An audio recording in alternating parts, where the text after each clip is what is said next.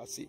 L'Esprit a dit, dans l'ensemble, je résume, que l'Afrique va sortir, l'Afrique et les pays de la pauvreté vont sortir du joug colonial, vont briser le joug colonial.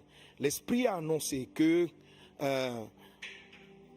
les chefs, les pays, les régimes qui vont vouloir à tout prix s'attacher aux anciennes puissances risquent elles-mêmes d'être balayées, elles-mêmes d'être jugées, parce que le temps d'un changement est arrivé, le temps d'une transformation est arrivé et qui va s'étaler durant la décennie, parce que ce sont des prophéties, un ensemble de prophéties qui sont reçues depuis l'année 2020, et dans les 7 ans qui suivent, un ensemble de choses, et l'Esprit avait annoncé donc un pays comme la France et tous ces pays-là donc, qui ont profité des effets de la colonisation seront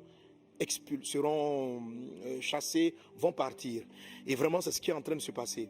Mais rien de nouveau. Le Seigneur dit dans sa parole que les nations se battront les unes contre les autres. Tout ça, c'est dans le cours du temps, dans les plans de Dieu.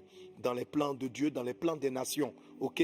Mais à l'intérieur de tous ces mouvements, un peu comme quand Dieu demandait aux prophètes d'intercéder, qu'Israël allait être pris, qu'Israël allait être amené en captivité, il y a des choses qui nous dépassent en tant qu'humains, qui sont au-delà, mais qui font partie du plan de Dieu.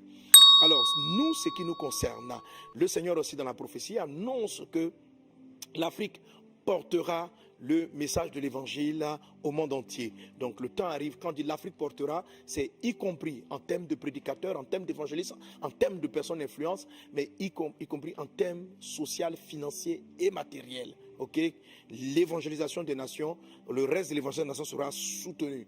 L'image que les peuples, que les nations ont de l'Afrique va changer. Cette image-là va changer. Pendant des siècles, pendant de longues années, on a vu ce continent comme étant un continent mendiant, un continent de besoin, un continent de drame. Et Dieu a décidé dans sa grâce et dans sa miséricorde d'envoyer sa lumière et de changer la situation. L'Afrique ne sera plus en position de tendre la main, mais sera en position maintenant de donner. La Bible dit que la main qui reçoit est l'esclave de la main qui donne.